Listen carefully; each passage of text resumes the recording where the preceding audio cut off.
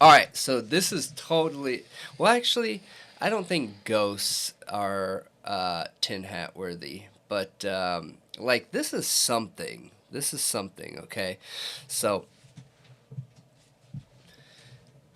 this town is so evil, so satanic, so dangerous that it's illegal to go there.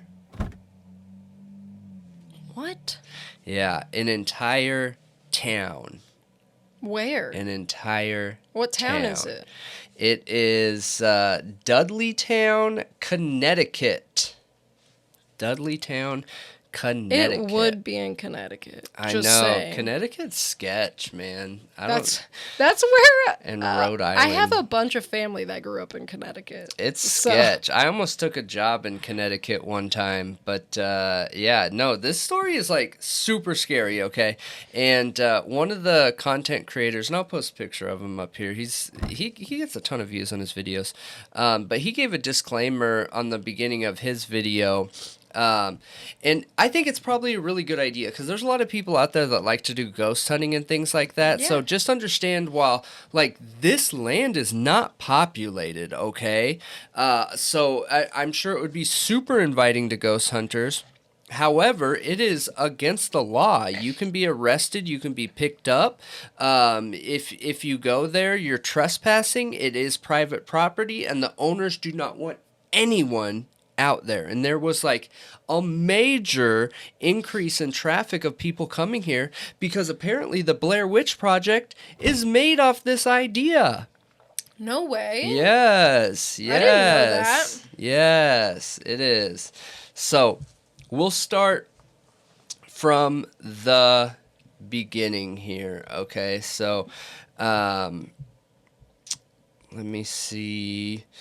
So, Dudleytown, Connecticut. And they don't know exactly when this town was first created. They aren't 100% sure why this town is called what it is. There's speculation and a local rumor that...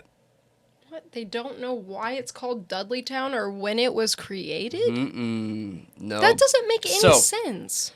A local rumor that has been frequently shared on the internet or locally between high school kids or whatever alleges the founders of Dudleytown were descended from Edmund Dudley, an English nobleman who was beheaded for treason during the reign of Henry VIII. From that moment on, the Dudley family was placed under a curse which he had placed on them that followed them across the Atlantic to America. This curse is blamed for instances of crop failure, mental illnesses, and purported violent and multiple deaths in this village. So, since the 1990s, police in Cornwall have responded to numerous cases of vandalism.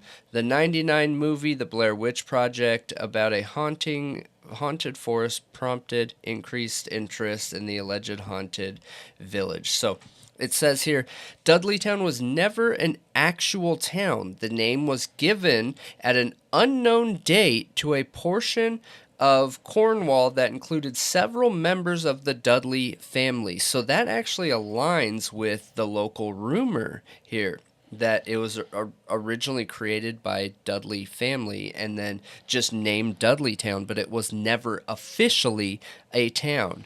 The area that became known as Dudleytown was settled in the early 1740s by Thomas Griffiths and the Dudleys, Gideon Dudley, and by 1753, Barzillai Dudley and Abiel Dudley, Martin Dudley, and a few others joined them.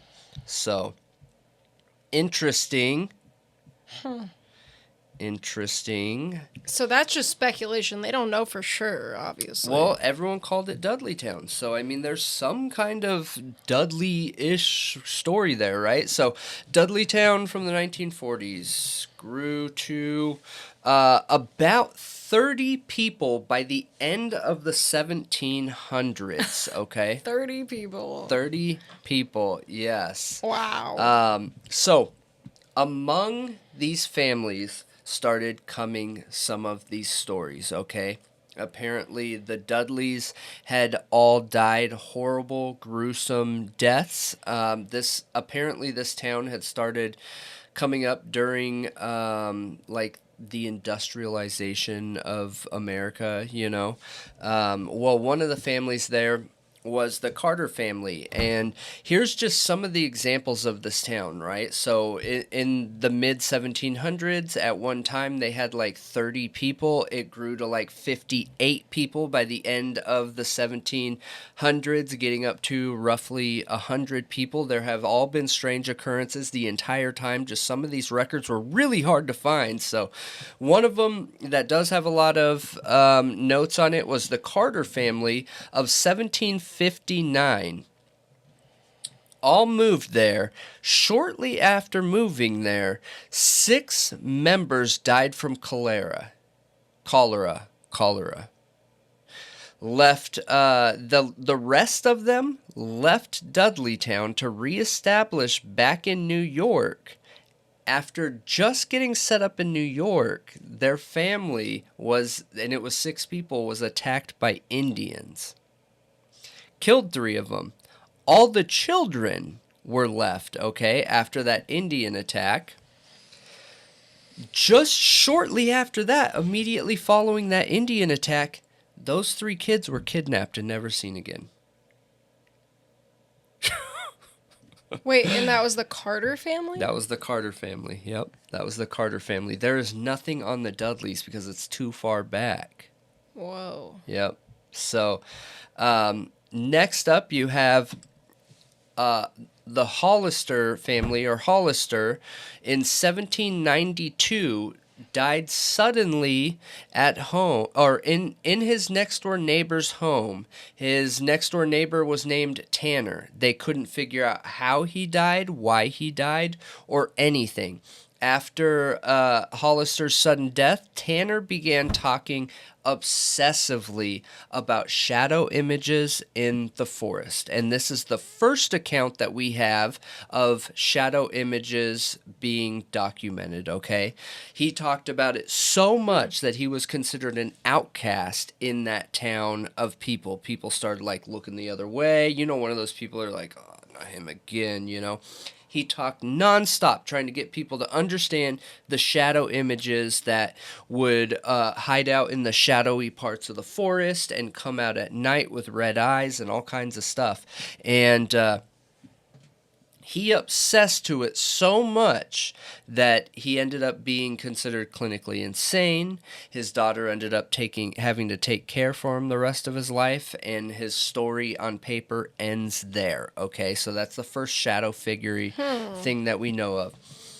His next door neighbor, just as soon, remember, so you're talking 3 people here. One of them died suddenly, and there's no evidence and no reason why. His neighbor now has gone clinically insane.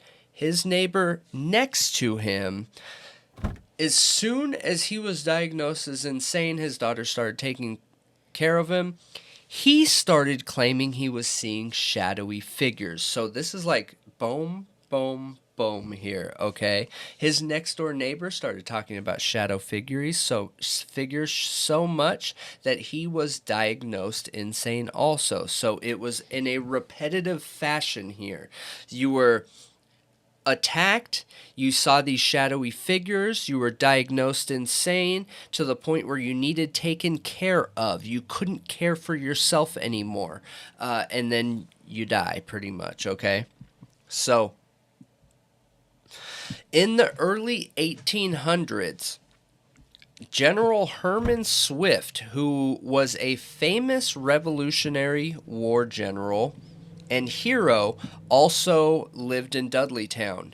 He also lost his mind. This is all documented, okay? There's got to be something in the water and the food. There's I got to hear be you, something. but wait, there's a ton of evidence, okay? Like a ton of evidence. So he also lost his mind in a similar fashion. He went and he did the war. He became really well known and successful, had a ton of wins in battles and helped change the war. Then came home, moved home, started seeing these same shadowy figures. Now, you're talking a difference of like 20 years have gone by between the last accounts that are documented to that account, okay? How are they connected? It can't be water unless there's something in the water that you're consuming that's creating the same visual images. In 1813, an unnamed epidemic smashed through Dudleytown. They have no idea what it was. They have no idea, like, any information on paper, but it killed a majority of its residents. And there's no documents of surrounding towns getting it. Oh, so just their town. Just their town. Got sick and they all died. Yep, most of them died. So What? the accounts of town dwellers began stacking, okay? And with all of these deaths, you're talking like, you're getting up there in like 75-80% of the people that lived there and helped establish this town over 50 years were taken out, dude. We're gone. So with all these stories stacking, and sudden deaths and sightings of shadowy figures, most people moved away that were left over. Now, there are 2 stories that follow these people that moved away who ended up dying really gruesome deaths also. I didn't end up pulling those 2 because they weren't part of Dudley Town. So, by the 1900s, Dudleytown residents, So, and this was interesting too. So as they were leaving town, they were literally leaving all of their belongings. Like literally running. They didn't Running have cars. for the hills. Yeah. Let me get out of here. For real. So everyone had left except for one family. It was the Brophy family, and they were the only family left. They had a ton of sheep there. Once everyone else moved out, all their sheep died. All at once. All of them. No way. All of them. Yep. Just after that, the mom died of tuberculosis. Just after that, the 2 kids were accused of theft, and they disappeared and were never seen again. How were they accused of theft if there's nobody else living there? No, at another nearby town. Oh. This is just the documentation that there is, okay? Huh. So we're like covering all the documents of these families, all the bad things that happened to them, no good things happened to them, but so there was one man left in this town, okay? All his sheep died. All his family is gone. His wife died. His 2 sons are missing. And he started hearing or seeing these shadowy figures. And according to local legend, his house caught on fire one night. And he walked into the woods to never be seen again. No body, no nothing. He was just gone. I mean, it was pretty easy to disappear in 1700, probably. Yeah, but the sons were missing. He was missing. I'm sure people came looking for them because that couldn't have been common. Now the town was a ghost town. Not a soul lived there, okay, at this point now. Now, this is the most well-documented story. In 1906, William Clark and Harriet Clark bought land in Dudleytown for a second home, okay? So they worked full-time, or he worked full-time as a doctor, an oncologist in New York. He was also a professor at the local medical school, so a doctor and a professor, and they wanted to have a side home, a second home where they could get away from the city because city life was hectic, you know what I mean? He grew up on a farm. He didn't necessarily like city life, but that's where his job was. So they went out to this area and just started trekking it, driving around, trying to figure out where to go. And they came across this forest land. Now, everything that it says about this land is it's absolutely beautiful. It's like they have streams rolling down, rolling pointed like hills and valleys with like great shade. So half of the valley's all covered and shaded and everything. So him and his wife start driving through there. There's literally no roads that get to it. What research I was doing says that when he picked that spot with his wife, they literally had to get out of their car and walk and find this thing, okay? Well, they found the perfect location, and by all accounts, like, it's pretty incredible. Where their house sat, they had a stream. They had the forest covered where it was always shaded at their house. It even talked about how it looked like up there. The ground sparkled because of mica. Have you ever heard of mica? Yeah, it's in makeup. I mean, Yeah, it's a natural so there was mineral. mica everywhere. It made it look like sparkly, and it was really nice. So they bought into it. They were good to go with this area, okay? They felt like it was perfect for them. Anyways, going back to what we were talking about here, they thought it was perfect, right? So it was literally everything they wanted and imagined for a second home. They ended up buying 1,000 acres, okay, and they moved. They went back to New York, and the doctor started trying to get a hold of people to build his house. No one would build it. He couldn't find a builder out there because they all know to build it. Yes, because they all know. However, everything that I've read and watched said that he didn't dig into it, and that's one of his regrets that he has, is he didn't ask why. He just assumed, well, it's just one spot, maybe they don't want to try and haul everything up there just for one house, whatever. So, and this part's amazing. So he's a doctor, a professor, okay, and and now he's going to build the house himself. Wow. On the weekends. Yeah. Whoa. So for about 3 months, he goes to New York and back on the weekends and starts building the house himself. And he set it. It's pretty crazy. So he creates plumbing and pulls the stream water from a stream above him into his house. He has a secondary downstream, so he builds a pool at his house there by himself. Builds this insane house with 2 stories. It has a pool on this amazing mountainside with like mica on the ground, so it looks like it's sparkling. Like, it sounds amazing. Literally incredible. So they build it. It takes months. They get it done. He starts in the beginning of summertime. He gets it done sometime around Thanksgiving, okay? And they were obsessed with this home where... Wait, he started in summer and finished it by Thanksgiving? Yeah. By himself? I have no idea. Yes.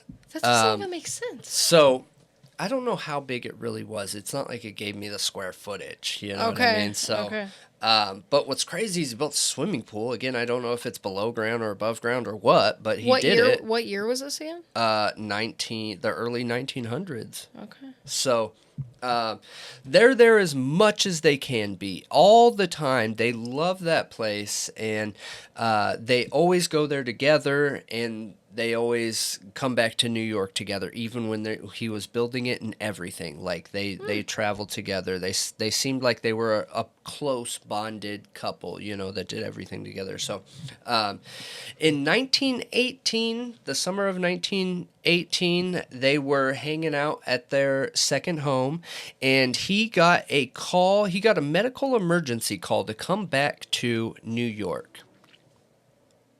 Harriet, his wife, didn't like this.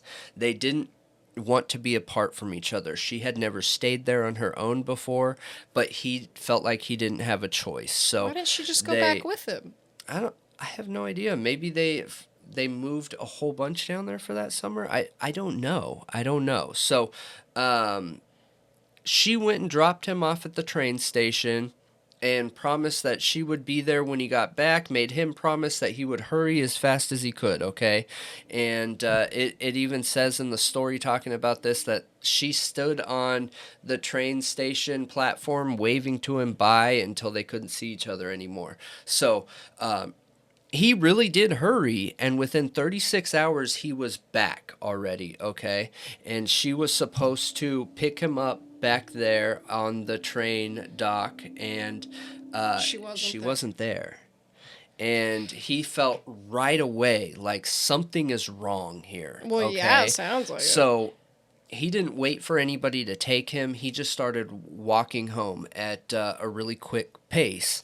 As he started getting closer to home, he could hear the owls. And that's one thing I forgot to cover in the beginning is like this place has a ton of owls, like a ton of wild owls here, okay? And as he's walking back to the house, freaky. I agree. That's really freaky. Owls are super freaky. They're awesome, but they're super freaky at the same time. So he starts walking back to the house. You got to remember, they have 1,000 acres, okay? Yeah. And he said he's just, the closer he gets, the more weird feeling he gets, and he just feels like something is wrong, okay? And he says that, and you got to remember, I'm all about truth and transparency and everything. Like, when you're worried, you can imagine things different than what's going on. Oh, yeah. And it's not like they had cars, he was walking, but he swears that the owls were hooting in unison, like, you know what I mean? All together, whatever, in such a weird, unnatural way. He says specifically unnatural. So it's super loud, hooting in unison together, and as he gets closer up to his house, the hooting and the wildlife and everything gets louder, and he starts getting nervous, so he starts jogging as he's getting closer to his house.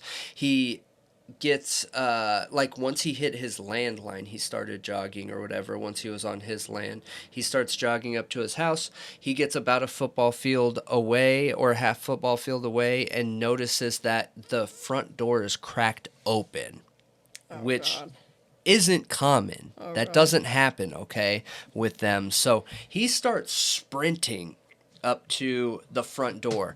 The second he steps in the front door, there is this noise, this like super loud, unnatural cackling noise that literally scares him. When he goes to go into the house, he's like, he stops and it scares him. And then he takes a second to readjust and look around and realizes like, oh my God, it's coming from upstairs. So like he has his worst fears, his worst thoughts that, what's going on with my wife? She could be in trouble. There's an intruder, whatever. So he starts hauling ass upstairs, turns to go down the hall, opens up his bedroom door, and he sees his wife, like it's a really weird position. So her hands are like clenched like this on her chest. You know what I mean? So I don't know if you know, but when people die or are in stress, all their tendons tighten up. So her hands are like this. She's on her knees in like a praying position and bent, hunched over like this with her hands. And her mouth is open. She's not moving. Her eyes are wide open. He said her mouth, and you got to remember, he's really scared in this situation. He says her mouth is open wider than is even humanly possible, okay? And she is cackling and laughing so loud that it literally hurts his ears. And he is so scared, dude. And you got to remember, that's his wife. They've been together for like decades, okay? He's so scared, he turns around and runs out the house. I would. I'd be gone. I'd be gone. I'd be like, see you later. Okay? I'm not having anything to do with this. I might be Love too. you. Sorry. Bye. I might be too. And like, Dude, that is so crazy. That's so scary. So scary. He was gone for 36 hours, okay? And he comes back and his wife's like a demon. Yeah, and he's hearing unnatural responses from the animals. And you got to remember, this is a doctor. This is a professor. This is a man of science, okay? And he knows that, like, how you see things under stress can not necessarily be the truth. You know what I mean? So I'm sure as he's taking his account of this situation, he's taking that into account. He's taking that into account. That's my thought in this too. And but anyways, he turns around and books it, and he goes and gets help. And once they finally get his wife under control, all she can talk about are shadow creatures outside, walking the tree line up to the house. So they had no idea. No idea. None. Zero. No idea. He didn't know about this until this had already happened. He had no idea. This is 200 years of shadowy creatures. 200 years of the same account of images over and over. And you don't think they could be lying at all? Over 200 years? So local... These people don't know each other. Yeah, but local people knew, right? Local people refused to go build the house there. So local people knew and were afraid enough of that forest that they refused to go in there. But did they know, like, the legends of shadowy figures? Probably. Yeah. But they were the only ones that lived there. It wasn't a town. When they lived there, there were no people around them. Yeah, but they probably went in town to go shopping or something, right? Why? When you're staying there alone as a woman in the early 1900s? No way. I don't think so. Dude, they didn't have a car. No. I don't think there's any way these people could have talked. Most of these people died because of this. Right. They literally died when it started. Yeah. Good point. There's two accounts of her after this situation. It's one of these two things. Either A, she was put in a mental institute and never recovered, forever talking about these shadow figures and forever not being herself. The second account says that there was some sort of proof that she was in New York for a couple weeks, couldn't get control of herself and ended herself. And the doctor went on to write an account of this. Wait, so we don't know what happened to her? Not really? There's not trustworthy... But he wrote an account but didn't say what happened to his wife? Yeah. Maybe it was too painful to talk about or something. Maybe. I'm not sure. The guy's not living anymore. So there have been so many ghost hunters and paranormal investigators and all kinds of stuff that have gone into this forest to try and figure it out. And apparently, at least in the last 50 years, nobody has claimed to see these shadowy figures except for one couple.